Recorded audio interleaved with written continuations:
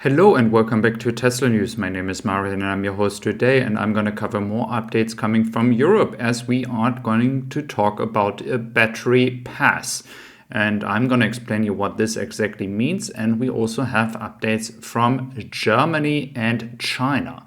So first we will look into China. We have footage here from Wu Wa, who clearly shows us that we have nice amounts of cars outside. Ramp up is happening, and I do believe it's just a question of time that they reach the max capacity they had before the lockdown.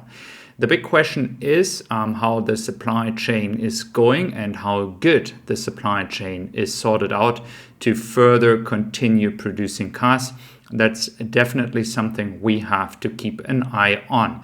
But a part of that, it all looks like Tesla is producing a lot of cars out there that are currently being delivered.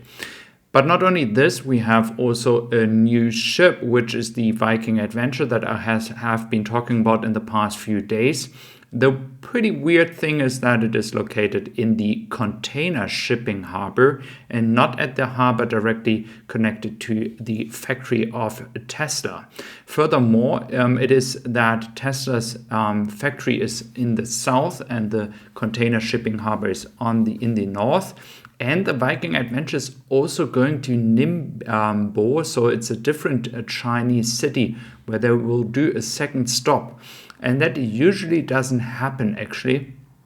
Normally, these ships go directly to Europe without any stop, or they just stop in Singapore, but that is actually the only thing that they do. So we have to wait if that is actually going to go to Europe or not. So talking about the battery pass, you might, if you're not from Europe, be surprised what that could be. So the battery pass, which the German government, but as well the European Union is working on with the car companies, by the way, is that the battery pass is supposed to make it transparent where you get all the resources and materials for your batteries and how sustainable that is. They want to control the supply chain, and if you're doing a good work and you are part of trying to get a supply chain that is not having kids working in a mine, for example, or you have it coming from a more sustainable way of mining, like Elon Musk has said many times before, then you get a better battery pass. It's like when you have, for example, in Europe, you have meat, and meat is coming from a location where the meat and the cows or the chicken is treated better and they have a better environment and so on. It is a more sustainable way to get your food. That's pretty much the same way for the battery pass.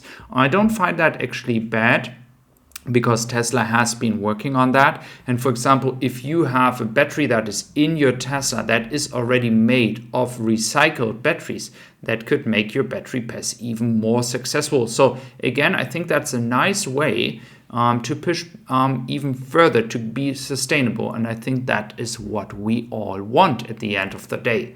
And if we are looking into graphene, we also have an explanation here. Graphene is pretty much also a way to make a successful battery. You can use that, and many companies are working on graphene for smartphone batteries, and Tesla might be interested in buying from mining companies graphene, which will help to have a battery as well that is having a nice performance, a fast charging curve.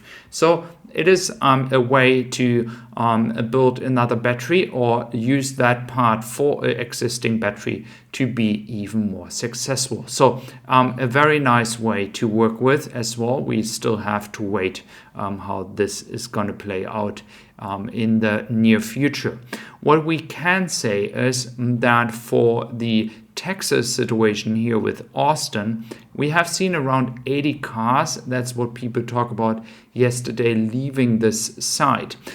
Still, there's a lot of confusing about where these cars go. Is it only for their employees of Tesla? I think we should come to a point very soon where this cannot be the case anymore. but they are delivered away. And so somewhere they are going, but no one really knows what's happening here. Furthermore, which I hope is going to change soon, Tesla is still not allowed to directly sell cars to consumers in Texas. I hope maybe somebody watching here from Texas that the government is actually working on that. I haven't heard anything about that. It would be kind of frustrating that Tesla is investing so much money and this law would prevent them to sell directly to its customers in Texas. Well, then we have the FSD beta update coming, which Elon Musk confirmed that next week there will be a wide release. Is that the big one that he's talking about? Will we see the wide release he was talking about, that every car owner is able to have a FSD beta version in the United States? What I still want to be very clear about, and Tesla Adrian, who is from Germany, is really pushing here a bit, but he didn't get any response from Elon yet. The promised update for the European market is still not here. Elon had promised that before, especially in December, where he said, guys, we're going to get an update in March. We haven't gotten any update in March. And I must say, I'm very frustrated about that. I don't think that is fair that the European customers are treated like that. I hope we soon see some update here, because people in Europe paid as well a lot of money for FSD, and I think they deserve to get some kind of quality update very soon, immediately, to be honest with you. So we will see what's happening here. I hope to give you an update over that. Then, as I'm a German person, I can report as well for you that we have a lot of new gray superchargers that are planned. A lot. So it's around about like 79 new places that are planned in Germany. So they're massively expanding. A lot of gray points, a lot of planning is going in there. This was the update now after the last quarter. Tesla has updated locations here. So we see a lot of new locations being here added, and especially as well in the east of Germany, it is something that we really need. Me personally, I'm from Frankfurt, and so I do have already a lot of superchargers around the corner. So it's getting better and better, and I think this is going to be something in the future. So guys, if you still need anything for your Tesla, do consider looking for Tessie Supply. We do ship European countries. So thank you very much for being here today. I really appreciate your time. Do not forget to subscribe to my channel, and I see you back here tomorrow again. So take care. Thank you very much. Bye bye.